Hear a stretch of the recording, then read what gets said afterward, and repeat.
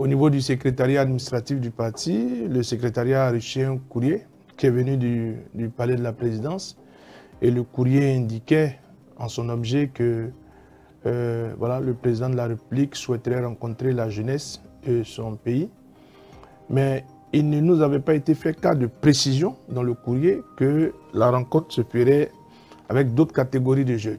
Voilà, les précisions qui ont été faites dans le courrier, c'est que cette rencontre devait avoir lieu avec les jeunes de 4 partis politiques, à savoir les jeunes du parti Les Démocrates, et les jeunes du parti UP, les jeunes du parti le BR, et enfin les jeunes du parti FCB. Donc dans le courrier que nous avons reçu, c'est la précision qui avait été donnée, et je crois qu'il est utile quand même que je puisse venir sur cette précision.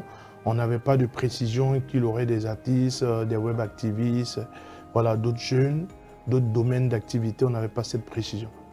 Voilà, vous êtes donc allé à cette rencontre et vous étiez nourri d'un certain nombre d'attentes. Quand vous avez reçu la lettre, tout de suite au niveau du parti, qu'est-ce qui s'est décidé et quelles sont les attentes? Bon, naturellement que lorsqu'on a reçu la lettre, vous savez que la lettre a été adressée au président du parti.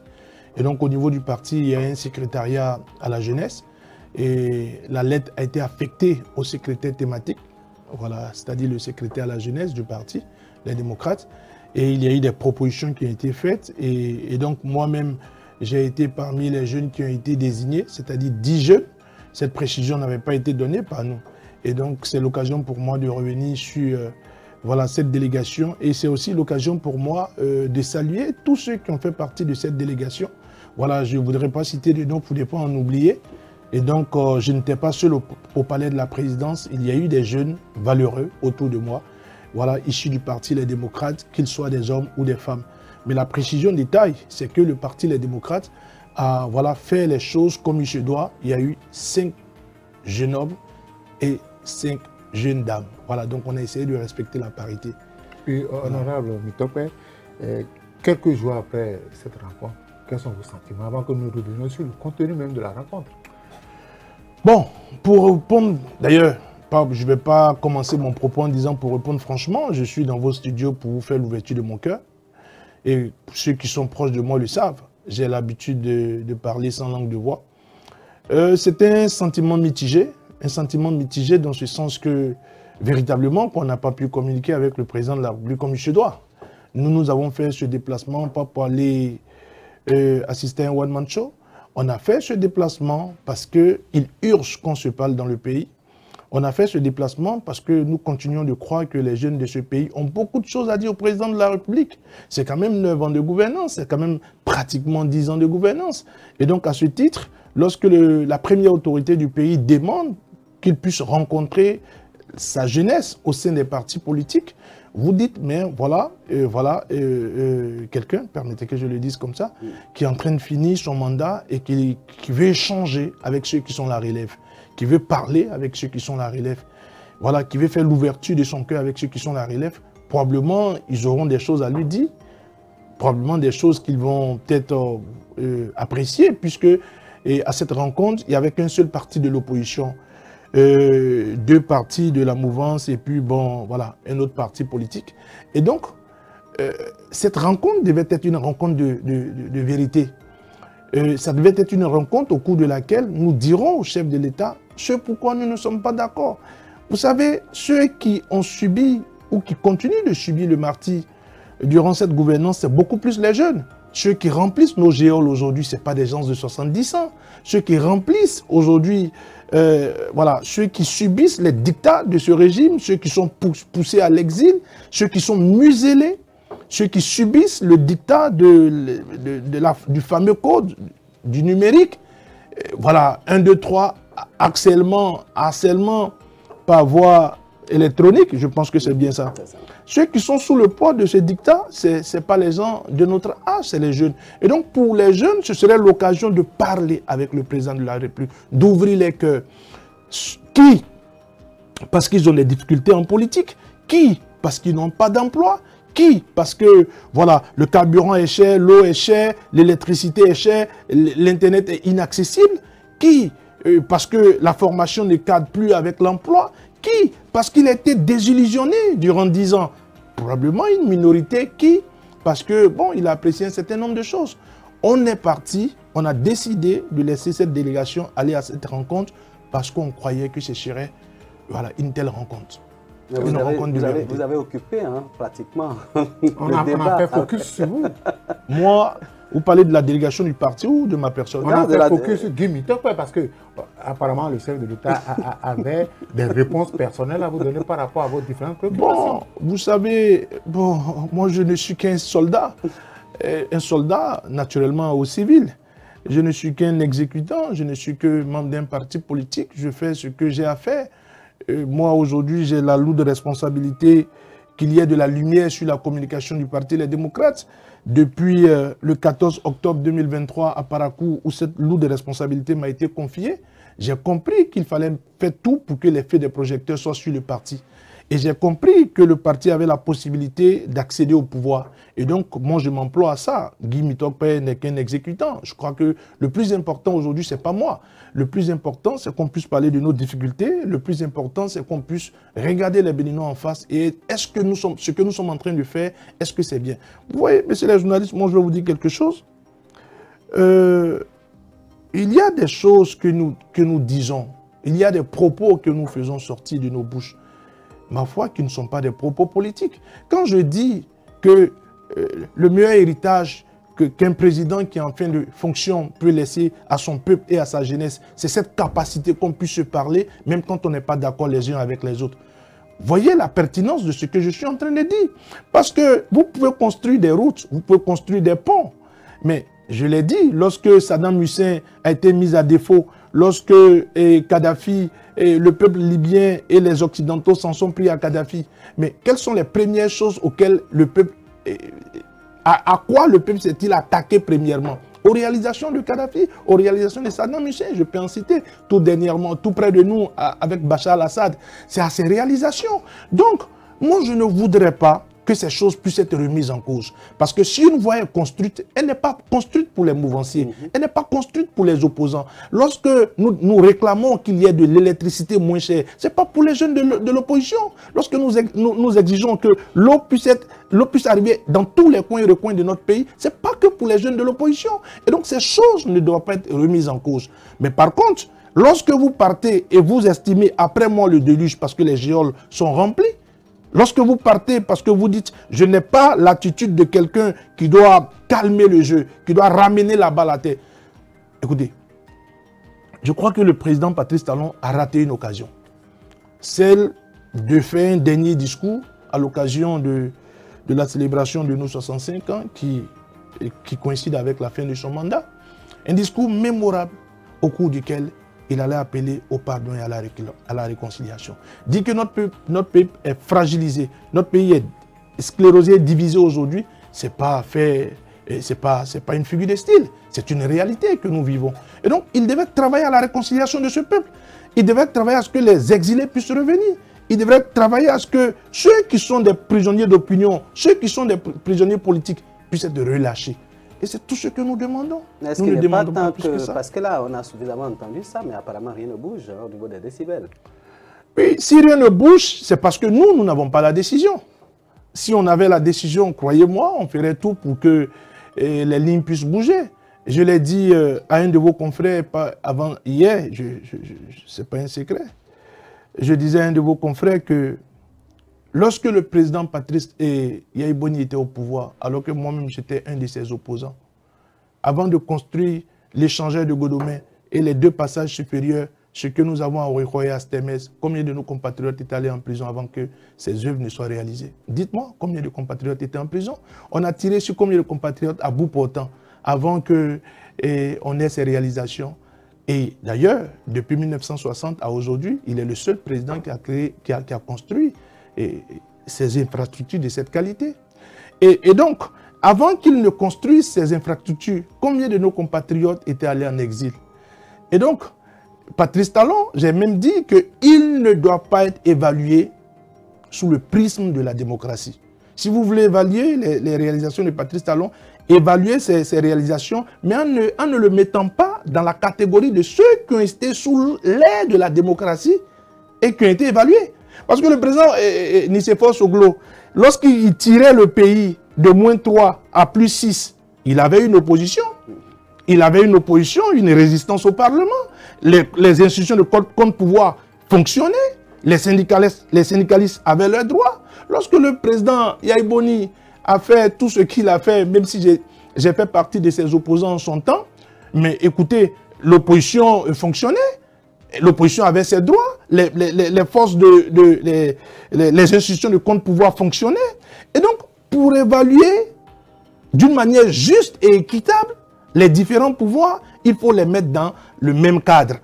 Monsieur Patrice Talon ne peut pas être évalué au même titre que le président Yahya Boni et le président Nicéphore Dieudonné Soglo, et même au même titre que Kérékou II, dans ce seul sens que il a fait taire tous ceux qui pouvaient animer la contestation ou tous ceux qui pouvaient animer les forces de contre-pouvoir. Parce que les forces de contre-pouvoir, c'est ça ce qui justifie votre démocratie. Mais voilà un président qui est arrivé, il a en griffe ligoté tout le monde, il a chassé ceux qui pouvaient chasser, il a incarcéré ceux qui pouvaient incarcérer et il a fait quitter le pays à ceux à qui il pouvait faire quitter le pays parce que sous prétexte qu'il veut travailler. Mais apparemment, en allant à cette rencontre, vos attentes n'ont pas été comblées.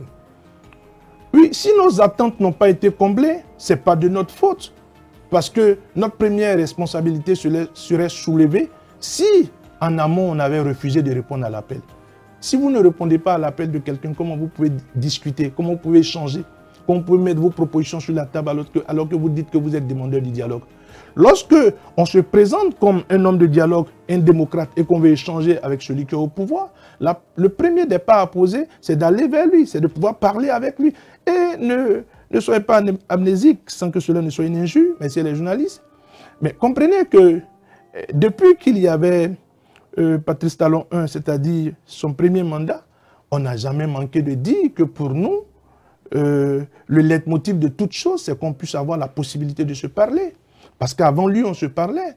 Et qu'il vienne au pouvoir parce qu'il veut faire des réalisations et qu'il décide que nous tous, ceux qui ne partagent pas sa politique, soient muselés, pour moi, ce n'est pas un bon héritage qu'il est en train de nous laisser. Parce que je vais vous dire quelque chose, vous allez permettre que je puisse le dire, parce que d'ailleurs, ma formation m'oblige de le dire. Vous savez, lorsque il y a eu la question de l'ivoirité en Côte d'Ivoire,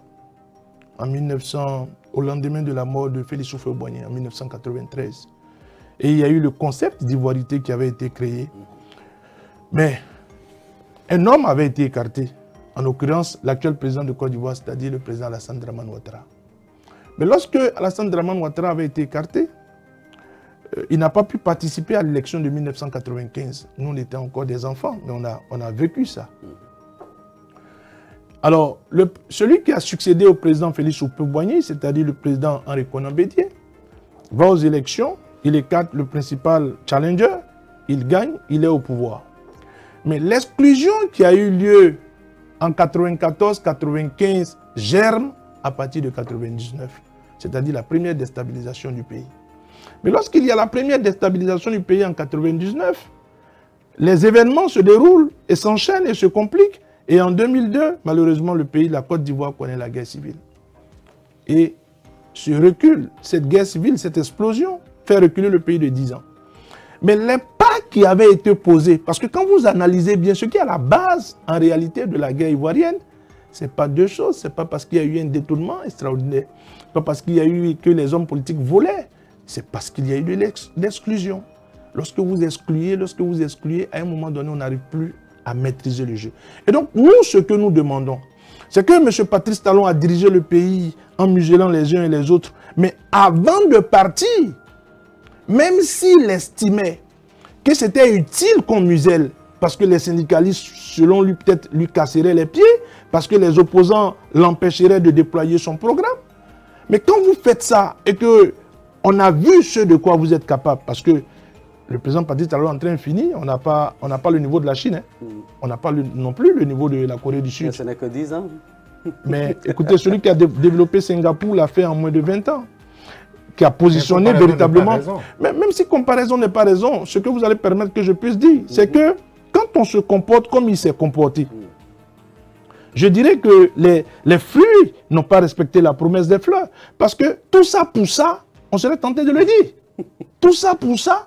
Non mais écoutez, Aujourd'hui, et je le dis à qui veut l'entendre, pour nos compatriotes qui ont l'habitude de voyager, j'étais avec un ami congolais qui vit en Côte d'Ivoire.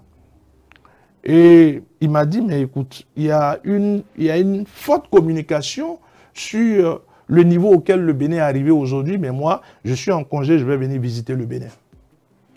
Il est venu au Bénin et il m'a dit, mais attends, mais c'est de l'anarque, la communication qu'on nous fait à l'extérieur. Mais, en tout cas, il y a quoi de beau? Bon, moi je lui ai dit, c'est parce que tu n'as pas vu ce qu'il y avait il y a 20 ans ou il y a 25 ans. Mais il dit, bon, moi je n'étais pas ici, mais quand même je devais être surpris du niveau auquel vous êtes arrivé. Et il m'a fait sortir ce propos que je voudrais partager avec nos compatriotes. Il m'a dit, la moindre des choses que l'on puisse concéder lorsqu'on fait une telle communication comme vous le faites, c'est que vos rues la nuit devaient être éclairées. Vos grands athées devaient être éclairés. Il dit, mais je me promenais dans la ville la nuit, j'ai eu le sentiment qu'on a coupé le courant sur les grands axes afin que vous puissiez avoir le courant dans vos maisons. J'ai dit, moi je ne sais pas si c'est ce qui s'applique. Mais franchement, que nos rues ne sont pas éclairées la nuit. Mais qui va quitter les villes éclairées d'un certain nombre de pays que nous connaissons pour venir prendre des risques sur nos voies qui ne sont pas éclairées? Et donc, toutes ces choses-là, c'est des choses que nous évoquons, mais pas parce que nous n'aimons pas notre pays. C'est des choses que nous évoquons, pas parce que nous avons un problème personnel avec le chef de l'État, mais c'est des choses que nous évoquons en disant que mettez au cœur de notre développement la possibilité qu'on puisse se parler, mettez au cœur de notre développement la démocratie, parce que cette démocratie permet de dire ça c'est bon et elle permet de dire que ça ce n'est pas bon. Est-ce que le président Patrice Talon n'a pas tiré le son des bondieuseries de Boni Yayi? Non, vous savez, moi je ne suis pas venu ici pour faire le procès de... Le régime? Non, je ne suis pas venu ici pour faire le procès du mandat du président Boni Yayi, parce que... Elle a été trop gentille pour les Béninois. Non, ouais, vous allez mieux me comprendre pourquoi je le dis. Parce que on ne peut pas se faire, on ne peut pas dire A et dire non A. Ce que je remettais en cause lorsque j'étais en opposition au président Boni Yayi, il savait que ce qui se présente aujourd'hui est pire que ça. Et donc c'est de la logique ce que je dis. Ce que je dis, c'est de la cohérence. Moi aujourd'hui, regardez, je vais vous prendre un ou deux exemples. Lorsque le président Boni Yayi quittait le pouvoir, sur la question de l'autosuffisance alimentaire, le Bénin en 2016, et les chiffres sont de l'Union africaine, le Bénin en 2016, on avait un taux d'insécurité alimentaire de 9%. En 2016, c'est-à-dire au moment où le président Boni Yayi partait. En 2024, pratiquement 8 ans, on a un taux d'insécurité alimentaire de 26%. Avec un taux d'insécurité alimentaire sévère de 1,9%. Qu'est-ce qui justifie ça? Questionnez ceux qui nous dirigent. C'est ça ce que moi j'appelle les discussions, les débats que nous devons pouvoir faire. Parce que ces débats ne sont pas des débats subjectifs, ce sont des débats objectifs. Lorsque le président Boni Yayi partait, et à aujourd'hui, c'est-à-dire de 2015 à 2025, malgré toutes les prouesses dont se réclame ce régime, il y a 45 000 élèves qui n'ont pas pu, de la classe de 6e en terminale, atteindre la classe de terminale. 45 000 élèves. Et dans la sous-région ouest africaine, nous sommes le seul pays à faire ce déficit. 45 000 élèves en terminale. C'est-à-dire, autrement dit, lorsque vous prenez de 2015 à 2025, il y a environ 38 000 élèves qui n'ont pas pu atteindre de la classe de 6e à la classe de 3e, la classe de 3e. C'est des chiffres qui parlent. Mais le taux de réussite est passé pratiquement au double. Non, vous allez permettre que je finisse avec ma logique avant de venir sur la question du taux de réussite. C'est que lorsque vous constatez ces déficits, vous vous posez la question de savoir, mais à quand allons-nous rattraper le retard sur les dragons d'Asie? À quand allons-nous pouvoir rattraper le retard peut-être sur la Corée du Sud, sur la Chine, tous ces pays que nous prenons souvent en exemple? Mais ça veut dire que il faut questionner les raisons de ce déficit. Lorsque 45 000 élèves en 10 ans sont de moins, ce n'est pas le cas au Togo, ce n'est pas le cas en Côte d'Ivoire, ce n'est pas le cas au Burkina Faso, ce n'est pas le cas au Sénégal, ce n'est pas le cas au Niger et au Mali. Nous sommes le seul pays de la sous-région ouest-africaine à ne pas pouvoir, voilà, comme je le disais tout à l'heure, à observer ce déficit. Vous avez interrogé un peu les... Non, les raisons, c'est que c'est d'abord une croissance de la paupérisation. Parce que lorsque vous détruisez les emplois des pères de famille, avec quoi vont-ils scolariser? Donc les enfants sont obligés d'être déscolarisés. La déscolarisation, c'est pas seulement le fait qu'il y ait des cantines. L'encouragement à la scolarisation, c'est pas le fait qu'il y ait seulement des cantines scolaires. Lorsque vous détruisez les emplois des parents, lorsque la cherté de la vie ne permet pas aux parents de pouvoir assumer 3 repas par jour, mais ils se diront que, mais écoutez, il est déjà en 5e, il est déjà en 4e, il peut ne pas aller en 3e ou il peut ne pas aller en terminale. Il peut lire et écrire, c'est largement suffisant. Lorsque la petite bouteille de gaz est la plus chère de toute la sous-région, ce que je dis, vous pouvez le vérifier. La petite bouteille de gaz est à combien chez nous au Bénin? Les magasins qui chercheront à être gentils avec vous, c'est 4 500 francs, sinon 5 000 francs. La grande bouteille de gaz, c'est soit 10 000 francs, soit 11 000 francs. Mais ça n'existe nulle part dans la sous-région ouest-africaine. La grande bouteille de gaz, vous la trouvez à 5 000 francs, c'est-à-dire la bouteille de 12 kilos, à 5 000 francs pratiquement dans tous les pays de la sous-région ouest-africaine, même les pays qui n'ont pas de façade maritime. Donc, toutes ces choses, nous parlons de ça. Et lorsque le président justifie sa politique, en disant que, voilà, vaut mieux que ça soit cher. Pour être accessible à tous. Non, vaut mieux que ça soit cher pour que ça soit disponible, pas accessible. Parce que quand c'est cher, ce n'est plus accessible, mais disponible. Mais je dis ceci, mais écoutez, c'est l'ultra-capitaliste qui parle. Et ça va, je ne sais pas si la question va revenir au cours de l'émission. Parce que certains ont parlé de, voilà, Guy Dossoumi-Tokpe a bégayé, il a dit, je n'y ai pas pensé, et le président lui-même est revenu en force, en disant ceci, c'est ça la différence entre vous et moi. Voilà, comment vous pouvez dire que vous n'y avez pas pensé? Les banques sont là, les entreprises sont là. Comment vous pouvez dire que vous n'y avez pas pensé? Mais là, j'ai l'occasion d'en parler. Monsieur Soudé, Monsieur Adibocha, lorsque nous étions rentrés dans la salle, le président de la République avait posé la question, la première question qu'il m'avait posée, je lui ai dit en répondant à la question que je suis un homme de gauche. Ce que je dis, vous pouvez vérifier sur toutes les plateformes de recherche.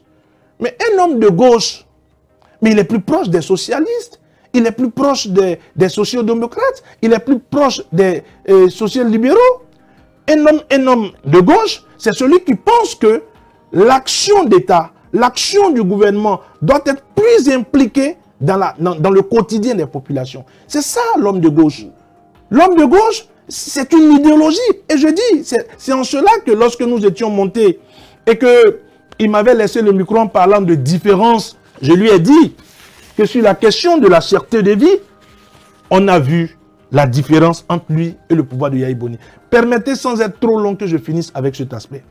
Et donc l'homme de gauche, c'est celui qui dit que même si l'économie doit se développer, même si on doit construire des routes, même si on doit construire des ponts, il faut regarder à la question de la cherté de la vie. Il faut apporter un peu d'humanisme dans la gestion. C'est ça l'homme de gauche. Mais l'homme de droite, ou celui qui est de droite, ou libéral, capitaliste ou ultralibéral, c'est celui qui pense que ce qui compte, c'est le gain. C'est pour cela que vous devez pouvoir comprendre que le président Patrice Talon, en défendant cette loi, il se met dans la position du patron.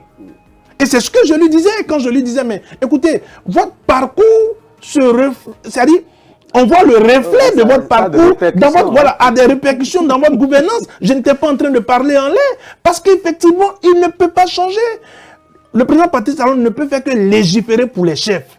Il ne peut faire que légiférer pour les patrons. Et quand vous prenez la loi sur l'embauche, et c'est ce qu'il défendait lorsqu'il parlait de la nounou et tout le reste, la loi sur l'embauche fait la part belle au patron.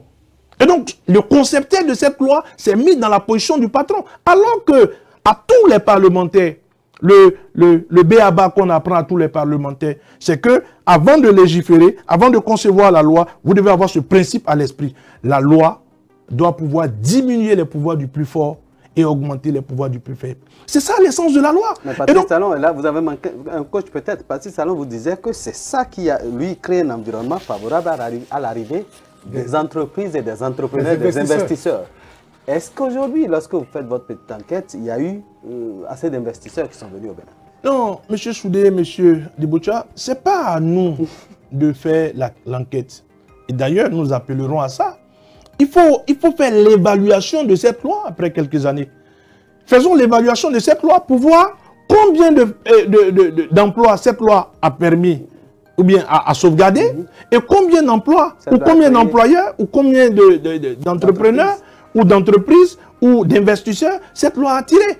Vous savez, pour que les investisseurs puissent s'installer dans un pays, ce n'est pas forcément qu'on surexploite ou qu'on exploite l'employé.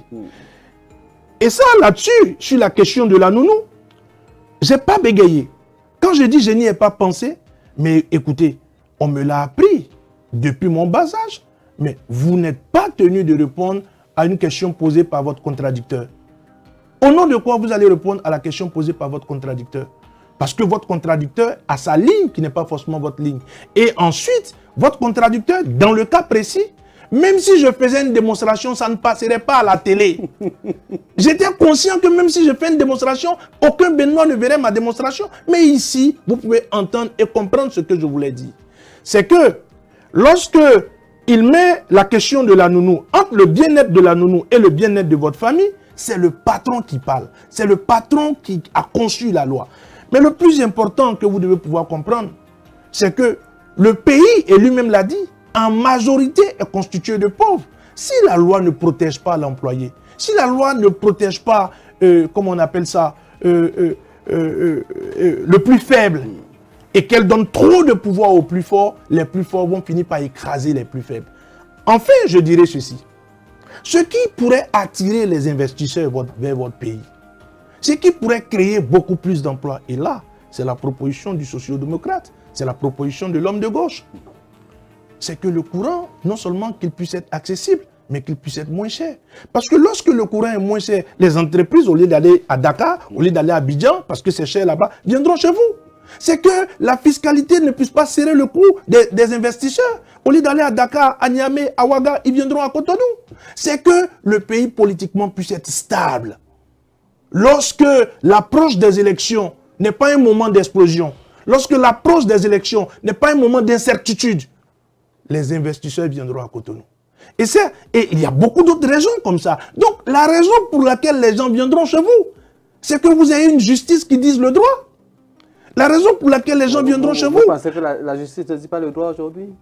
Peut-être que c'est une autre paire de manches, mais je crois qu'il y a un tribunal qui expédie les dossiers et qui est appelé tribunal spécial. Je crois que ce n'est pas encourageant. Ces choses-là n'encouragent pas les investisseurs. Et donc, la question, elle est large. Elle est large.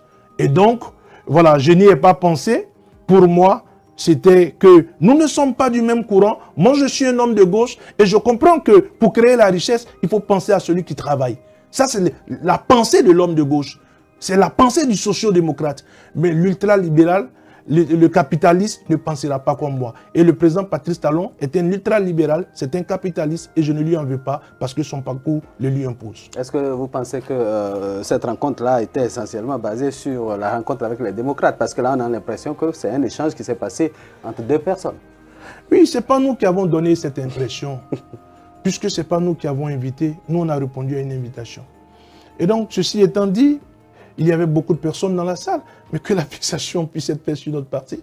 Vous comprenez aujourd'hui que... Pas que le parti Les Démocrates est victime de cette guéguerre entre Patrice Talon et Boni Yayi? Oui, vous savez, une fois de plus, je l'ai dit à un de vos collègues la dernière fois, le président Boni Yayi a été président de la République du Bénin, avant le président Patrice Talon. Et le président Patrice Talon, dans l'ordre, est devenu le successeur du président Boni Yayi.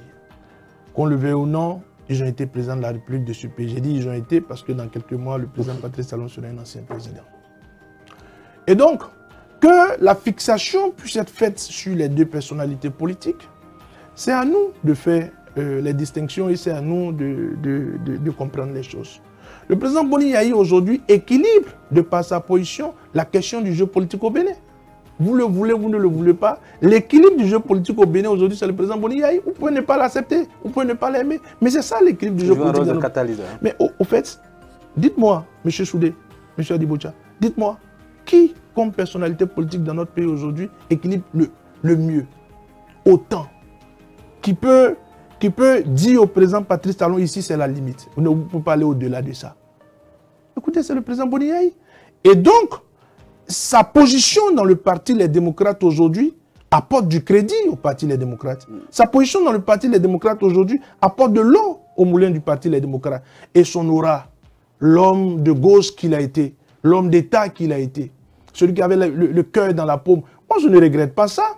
Parce que vous comprenez que votre pays soit un pays pauvre et que vous décidez avec beaucoup de franchise d'apporter beaucoup de compassion dans votre gestion, ce n'est pas de la complaisance. Ce n'est pas non plus de la compromission. Et donc, à ce titre, moi, je ne dis pas... Qu'est-ce que, lorsque vous étiez dans l'opposition à Yayi Boni, qu'est-ce que vous lui reprochiez? Non, ce qu'on lui reprochait, si on lui reprochait des choses à l'échelle de 10, aujourd'hui, on est à l'échelle de 100. Donc, je pense que alors que 100 est là, on ne peut plus parler de 10. Valentin, je constate que le parti Les Démocrates compte sur le président Boni Yayi pour conquérir le pouvoir. Non, dire que le parti Les Démocrates compte sur le président Boni Yayi pour conquérir le pouvoir, c'est... Vous avez parlé de son aura, vous avez parlé oui, de oui, je vais vous répondre. Aussi pour l'UPA. Non, je vais vous répondre. Le président Boni Yayi a quand même le mérite d'être un peu discret et réservé ces temps-ci. Mais le président Patrice Talon nous l'a dit à la présidence de la République. Il a dit, je suis le patron des deux partis. Et il a dit, il n'y a pas de différence entre les deux partis. Alors, nous allons marquer une pause pour faire de la pub et revenir dans ce studio. Speedline TV, désormais très proche de vous. Pour vos réalisations et diffusion de spots publicitaires, publics reportages, couverture médiatique, émissions, communiqués, avec Speedline TV, c'est presque gratuit. Vous avez des meilleurs prix.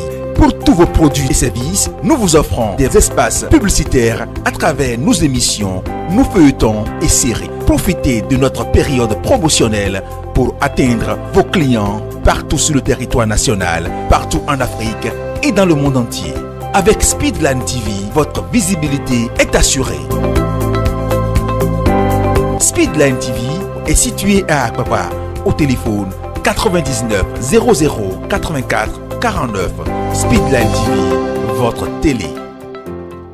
Voilà, retour en studio, Guy Dossou Mitokpe. Nous allons continuer dans ce débat. Patrice Talon va jusqu'à dire qu'il faut de l'unité. Il faut d'abord laisser les guéguerres, parler d'unité pour booster le développement et après on pourra parler des divergences politiques. Qu'est-ce que vous en pensez? Non, je crois que c'est une vue simplifiée de la question.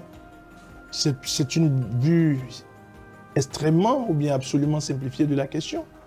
Lorsqu'on dit, voilà, laissez tomber tout ce qui est opposition, mettons-nous ensemble, travaillons. Vous savez, même le ciel qui était parfait, il y a eu de la contestation au ciel.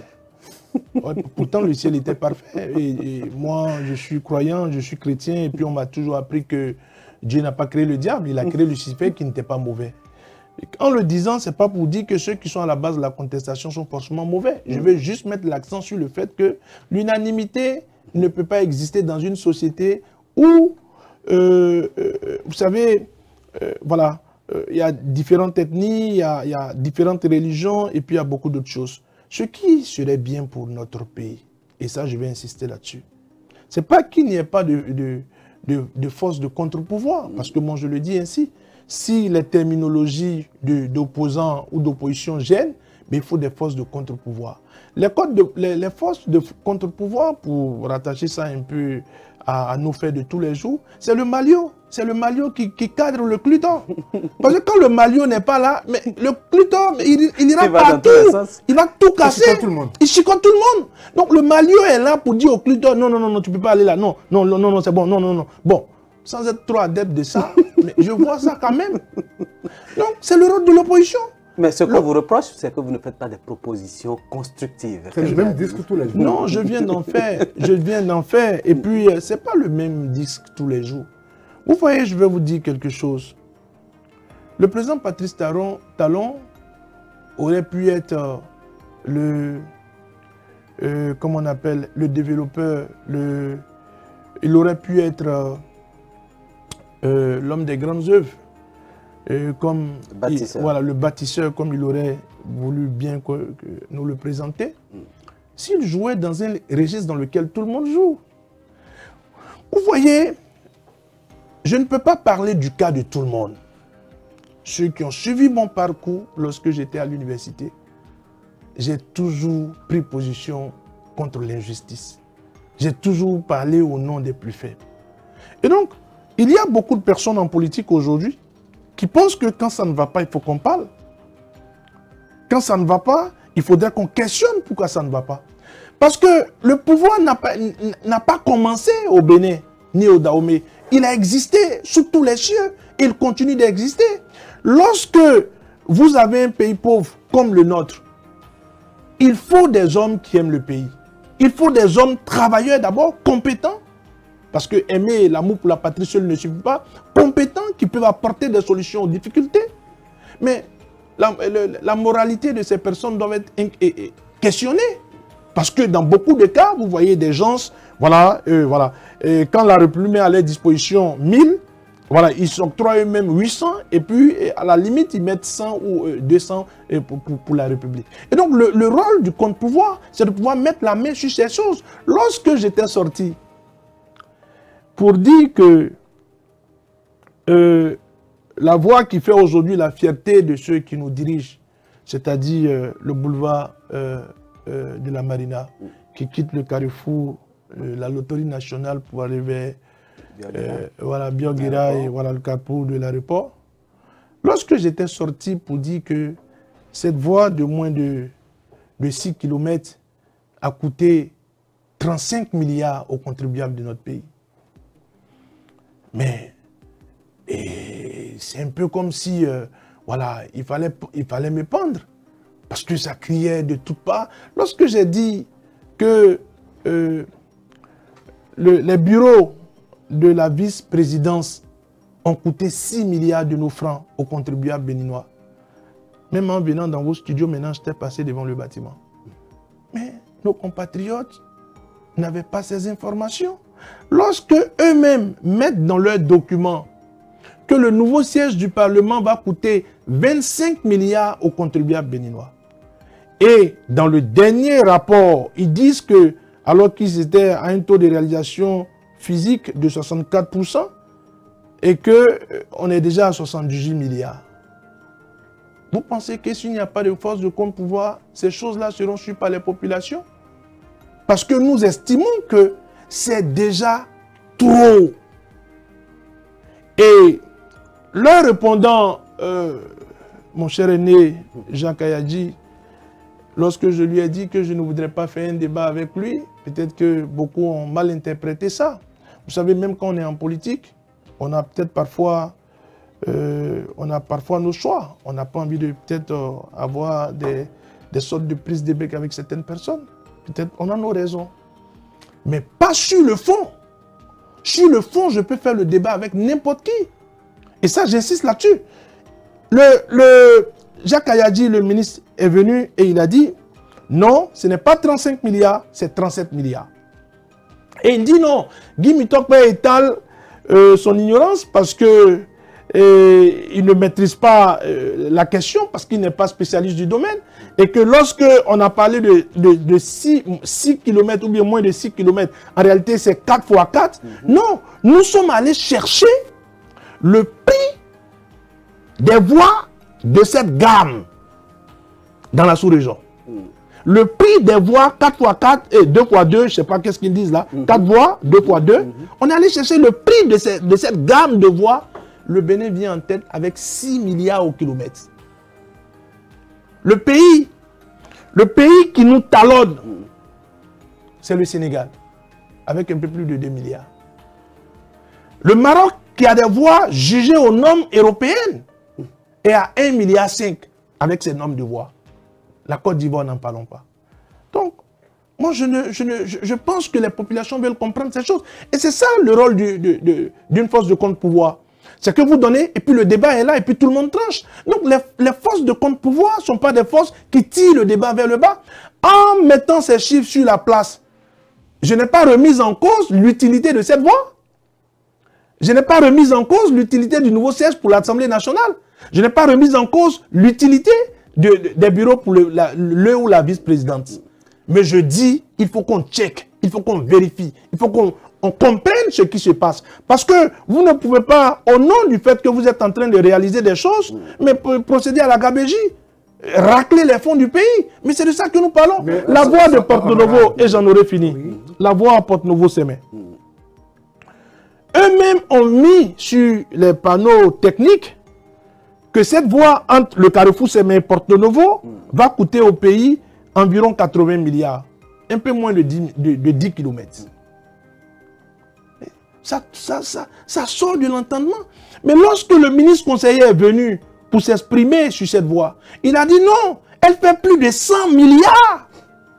Mais écoutez, il y a des spécialistes avant vous et il y aura des spécialistes après vous. C'est ça, ces questions que nous posons. Avec cette divergence-là, oui. Est-ce qu'il y a possibilité qu'en 2026, l'opposition et la mouvance soutiennent le même candidat comme le président le chef de l'État? Non, vous savez, cette question de avoir le même candidat entre les opposants et le pouvoir, j'avais déjà fait par le passé une sortie là-dessus. Vous allez permettre que je puisse revenir sur les arguments que j'avais avancés. Lorsque vous estimez que c'est possible que nous puissions avoir le même candidat, mais au moment où vous nous arrêtez, vous nous emprisonnez. Au moment où nous dénonçons vos faiblesses, nous dénonçons ce que vous faites de mal, et vous nous muselez. Au moment où vous nous empêchez d'aller vers les populations, parce que nos meetings, pendant un bon moment, ont été systématiquement interdits. Mais au nom de quoi nous ne sommes pas des masochistes? Pour aller dans le même sens que celui qui nous a brimés, celui qui nous a muselés et celui qui nous maltraite. Nous continuons de dire que nous sommes pour la démocratie. Et c'est d'ailleurs l'une des raisons pour lesquelles nous continuons de dire que lorsque nous sommes demandeurs du dialogue, ce n'est pas parce que nous ne voulons pas que les élections soient organisées. Non seulement nous exigeons l'organisation des élections à bonne date, mais qu'elles soient transparentes, ouvertes et inclusives.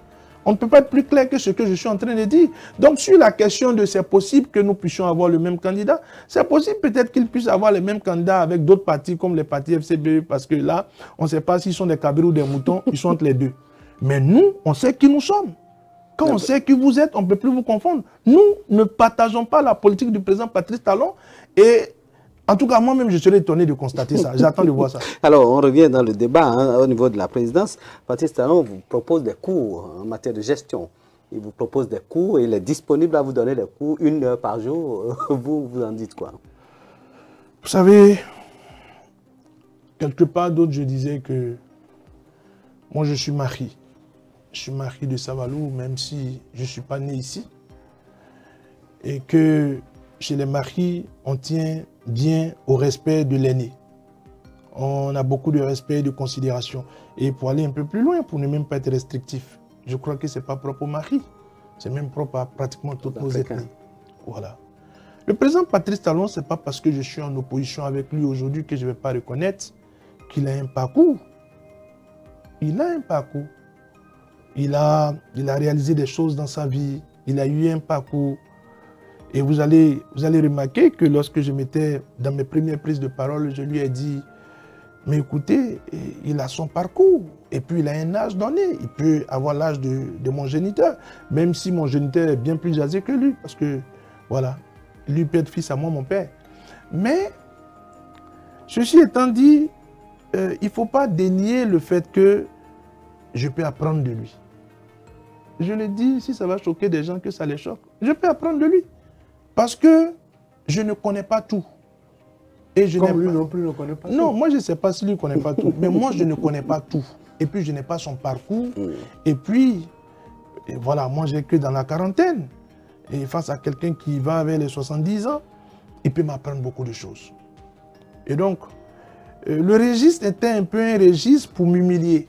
Voilà, c'est comme, voilà, on voulait vous rabaisser, voilà, et couper vos galons et puis bon, vous ramener à terre. C'était ça un peu le registre. Mais moi, je ne regarde pas ce registre parce que les enjeux, ce qui est en face de nous est plus grand que voilà, le cadre dans lequel on était. Et donc, moi, je continue de croire que je peux apprendre beaucoup du président Patrice Talon. Maintenant, si vous voulez que je réponde plus simplement à la question, je dirais que non. Mais écoutez, je ne peux pas répondre à cette invitation. Pas que je ne peux pas apprendre de lui. Pas qu'entre 20h et 21h, je n'apprendrai pas beaucoup de choses de lui. J'étais en train de faire une consultation avec des étudiants, parce qu'il m'arrive parfois de faire des séances de motivation avec les étudiants. Et j'ai pris le cas d'un certain nombre de personnes qui ont réussi dans leur vie. Parce que le président Patrice Talon, si c'était aussi facile d'être président de la République, les 14 millions de Béninois seraient présidents de la République. Vous pouvez l'aimer, vous pouvez le détester. Il est président de la République. Et donc, quelqu'un qui a été président de la République, on peut apprendre beaucoup de choses de cette personne. Cette personne, parfois, même quand vous êtes habillé, elle vous voit nu. Parce qu'elle connaît la couleur de chaque personne. Les présidents de la République, ils voient trop de choses. Ils voient des gars venir pleurer dans leur bureau. Ils voient des gens à genoux qui disent ne me limoge pas. Ils voient tout. Donc, face à une telle personne qui a un pouvoir assez grand, et face à une telle personne qui a ce parcours, moi, je peux apprendre beaucoup de lui. Et ça, je n'ai pas honte de le dire. Mais vous n'irez pas à ces rendez-vous? Non, répondre à ce rendez-vous, même si je répondais à ce rendez-vous, mais vous serez les premiers à en faire le gros titre des journaux. Vous allez dire, mais le secrétaire national à la communication du Parti Les Démocrates faisait quoi sur le président Patrice Talon 20h et 21h? C'est pour cette raison-là que vous avez boycotté le dîner et boycotté le défilé. Non, le dîner par contre et le défilé, et là je vais prendre une posture un peu plus sérieuse. Il faut comprendre que la question est très sérieuse à ce niveau. Certes, nous n'avons pas refusé d'aller à la rencontre avec le chef de l'État. Mais M. Kandé Kansou a été arrêté il n'y a pas encore 2 mois. Et vous connaissez, parce que vous êtes des hommes d'information, les raisons et les conditions dans lesquelles il a été détenu. Il est détenu. Monsieur Hugues Soukwe, vous savez les conditions dans lesquelles il a été ramené Manu Militari au Bénin. Monsieur Steve Amoussou, vous savez les conditions dans lesquelles il a été détenu. Rien que des jeunes. Rien que des jeunes. Merci de m'apporter la précision. Et donc, si nous on était à ce déjeuner, j'imagine vos émissions. Vos émissions seraient tellement riches. Je vois monsieur Soudé dans cette grande démonstration. Monsieur Adibocha, mon ami Koueton, je vous vois dans vos meilleurs jours. Mais on ne peut pas répondre à ça. J'ai dit à un de mes aînés, j'ai dit, mais écoute, moi j'ai fait la Fédération nationale des étudiants du Bénin. Et puis il y a une association des anciens responsables. La première des décisions, c'est qu'ils allaient m'exclure. Parce qu'ils allaient dire, mais écoute, on peut encore concéder ça à des novices. Des gens qui n'ont pas fait le mouvement. Mais toi, tu as fait le mouvement. Mais tu peux pas aller manger parce que à ce déjeuner, qu'est-ce qui allait se passer? Le président Patrice Talon, même si je ne prends pas de l'alcool, il allait prendre la bouteille de champagne. Ah, monsieur SNC, je vous sais.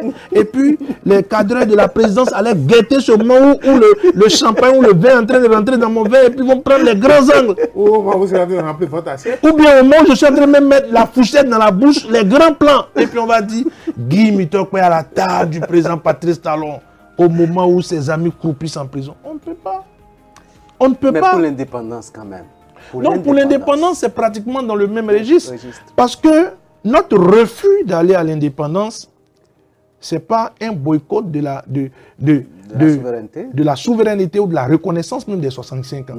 Notre refus et notre boycott d'aller aux manifestations, parce que les manifestations sont les manifestations d'un pouvoir. Les manifestations sont la matérialisation d'un pouvoir. La même preuve que tous les autres présidents faisaient cette manifestation à la place de l'Étoile.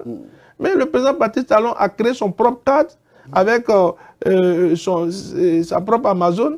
Et puis il fait son truc devant son Amazon. Donc, ça c'est pour lui. Le jour...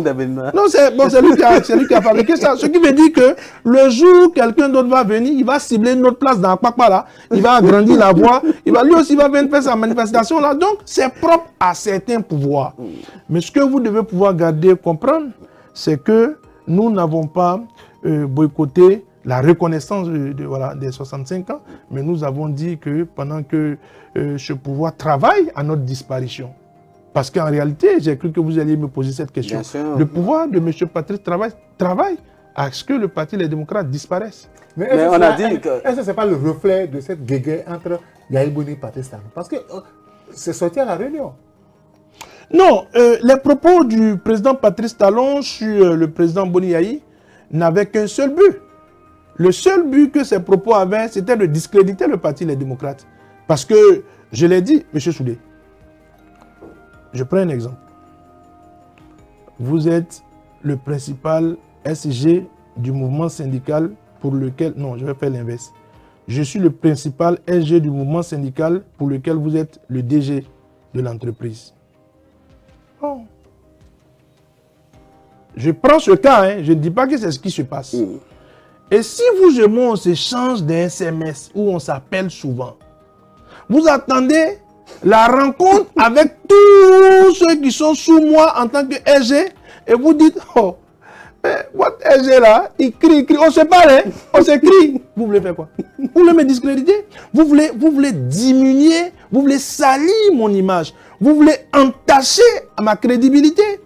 Et donc, c'est ce qu'il faut comprendre. Est-ce que la sortie de Yahi lave le discrédit? Non, le président Yahi, vous savez, dans notre pays, on a une habitude. Le président Yahi, d'abord, lorsque nous faisions le point et qu'on était arrivé sur ce point, la plupart des membres de la délégation ont cru qu'il allait s'emporter. Mais moi, je l'ai trouvé très calme. Très calme. Mentir, c'est péché. Vous savez pourquoi il a dit mentir, c'est péché dans sa réponse? Parce que nous savons qu'il a la crainte de Dieu. Nous savons que, voilà, c'est le président qui, pendant 10 ans, a montré que moi, je suis attaché au Seigneur. Et donc, sa plus grande référence sur le plan spirituel, lorsqu'il s'identifie à ça avant de parler, ça voudrait dire, prenez-moi au sérieux, je ne peux pas mentir. Parce qu'il a dit, mentir, c'est péché. Ça veut dire que ce que je vais dire maintenant, je fais référence à ma plus grande, je sais pas, je m'identifie à ma plus grande référence spirituelle. Et en faisant ainsi, il explique maintenant. Parce que, M. Soudé, s'il disait, Talon ment, je ne lui ai jamais envoyé de messages, vous pouvez prendre son portable pour vérifier, vous ne pouvez pas. Maintenant, il dit les conditions dans lesquelles ça s'est déroulé. Lorsque le jeune Julien Kandé-Kansou, innocent, a été arrêté, mais je ne vais pas aller le libérer avec une milice armée. Donc, j'ai écrit à mon successeur pour dire, écoute, arrête ces choses-là. Libérer le petit, parce que je sais que c'est une arrestation politique. Mais ça se passe. De l'autre côté, il dit, la dernière fois où on s'est vu, c'est lorsque le président Soglou et moi, nous avons quitté Niamey. Mais c'est des choses que nous avons, voilà, c'est des choses auxquelles nous avons tous assisté.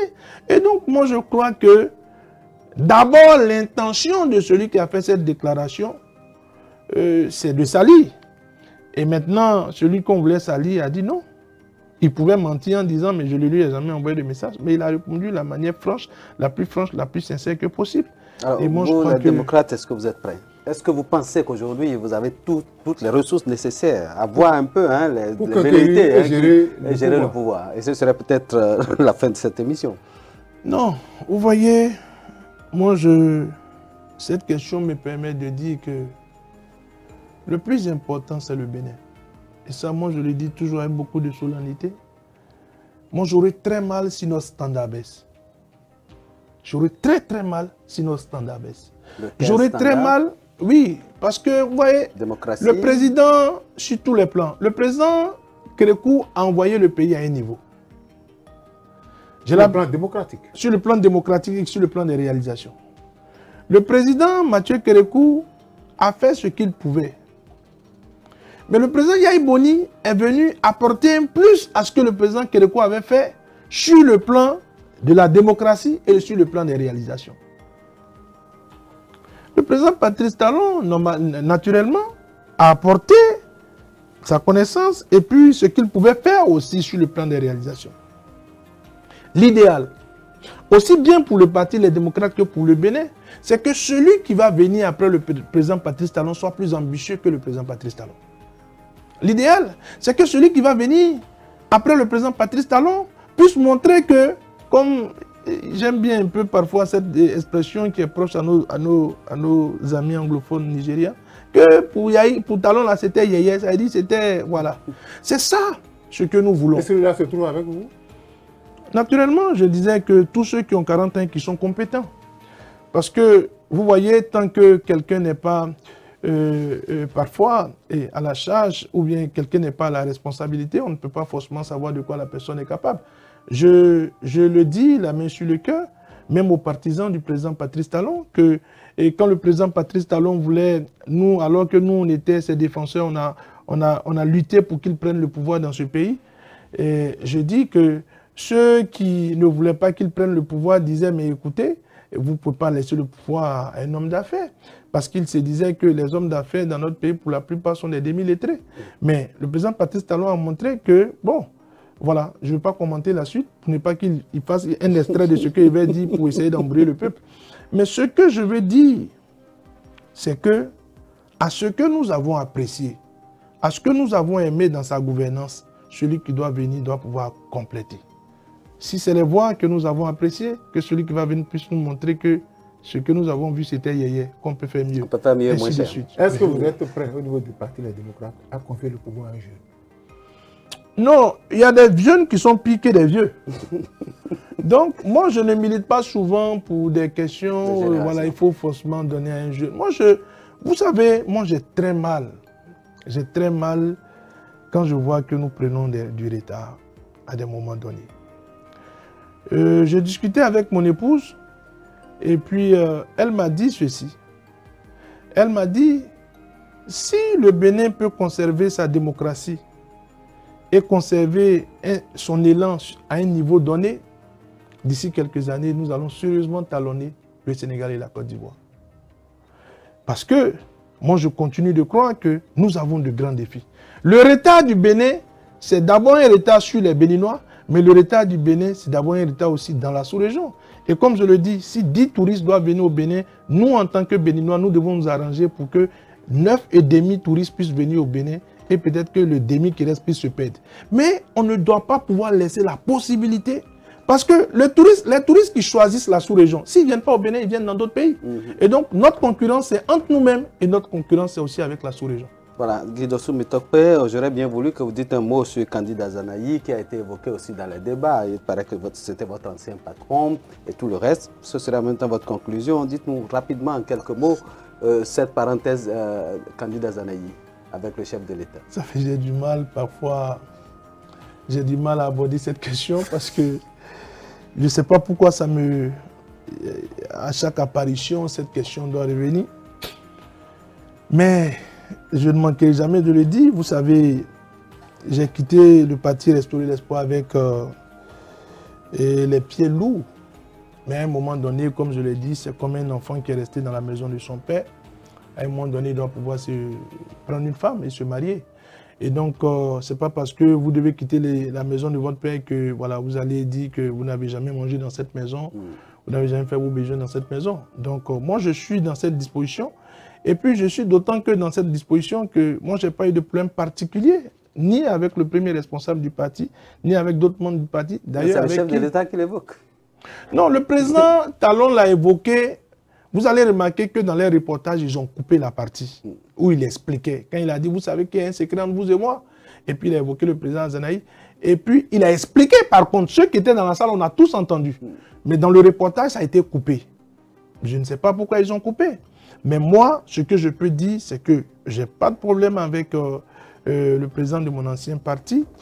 Je l'ai toujours considéré comme quelqu'un... Vous avez beaucoup appris de lui. Je n'ai jamais manqué de le dire. Et ça, je n'ai jamais manqué de dire que j'ai beaucoup appris du président Candidat Zanaï parce que moi, je finissais la présidence au niveau de la Fédération nationale des étudiants du Bénin lorsque j'ai été coopté par le président Candidat Zanaï. Et donc, quelle que soit l'évolution de la situation, je reste très reconnaissant de ces faits. Voilà. Cette émission tire à sa fin. Votre mot de fin? Mon mot de fin, je vais d'abord demander à nos compatriotes. Mais avant nos compatriotes, je vais demander à Dieu de permettre que ces prochains mois qui seront des mois naturellement chargés pour notre pays, chargés d'émotions, chargés sur beaucoup de plans, que l'Éternel Dieu puisse se souvenir de ce pays, afin que aucun sang ne coule. Qu'aucun fils de ce pays ne perde la vie. Qu'il n'y ait aucune veuve parce qu'il y a eu des élections. Qu'il n'y ait aucun père, aucune mère qui perde son enfant parce qu'il y a eu des élections. Qu'il n'y ait aucun homme qui perde son épouse, ou sa femme, ou sa fille, ou sa sœur, parce qu'il y a eu des élections. Et que les prochaines élections puissent consacrer un nouveau Parlement responsable. Que les prochaines élections puissent consacrer de nouveaux maires qui auront pour leitmotiv et pour priorité des priorités l'intérêt supérieur de notre pays. Que les prochaines élections puissent consacrer un président et une présidente qui auront pour engagement premier servir ce pays. C'est ça ce pourquoi nous nous battons. Avant même les questions partisanes, avant même les questions, je dirais, claniques, la chose la plus importante, c'est le Bénin. Parce que ce que vous et moi, nous avons en commun, c'est le Bénin. Dieu restera avec nous. Quant à nous, nous donnerons le meilleur de nous-mêmes. Afin que non seulement nous puissions, alors que cette clause des 20% a été mise dans la loi pour nous éliminer, pour nous écarter, nous ferons tout avec vous pour que vous puissiez nous permettre d'avoir les 20% dans chacune des circonscriptions électorales. Parce que le chef de l'État lui-même l'a dit au cours de cette rencontre. Il a dit, si aucun des partis n'a pu avoir 20% dans une seule des circonscriptions électorales et que tous les partis constatent qu'ils sont inéligibles, la Cour légiférera. J'emprunte ces expressions. Et il dit, si la Cour doit légiférer, selon lui, la Cour doit pouvoir se séparer du critère dans cette loi, dans cet article 146 nouveau, qui a éliminé tout le monde. C'est-à-dire quoi? De manière plus simple. Selon lui, si personne n'a pu avoir 20% dans chacune des circonscriptions électorales et qu'on doit constater le statu quo, la Cour va enlever les 20% et le prochain calcul se fera sur la base des 10%. Mais si c'est le cas, pourquoi ne pas aller directement aux 10%? Parce qu'avec 10%, nous n'avons eu que 3 partis à l'Assemblée nationale. Et donc, pour ne pas dire 2 partis et demi, puisque lui-même l'a dit que les 2 autres partis sont ses partis et que les 2 autres partis sont les mêmes. Et donc, si ces 2 autres partis sont les mêmes et ces 2 autres partis sont ses partis, il ne va pas vouloir que ces partis tombent. C'est pour cela qu'ils ont trouvé cette parade dans la loi, pour que ces partis ne recherchent plus forcément 20% dans chacune des circonscriptions, mais pour que ces partis, avec seulement 10% dans ces circonscriptions, puissent se mettre ensemble et que nous, seuls, nous puissions aller à la recherche des 20%. Mais nous savons que nous avons tout fait pour que la loi puisse être relue, mais la loi n'a pas été relue. Mais désormais, le ballon est dans vos camps. Et ensemble, soyez sûrs, Dieu nous donnera la santé, on se battra avec toutes nos forces et toutes nos énergies. Et au soir de ces élections, nous constaterons la fête et la fête, elle sera nationale. C'est ce que j'ai à dire comme mot de fin.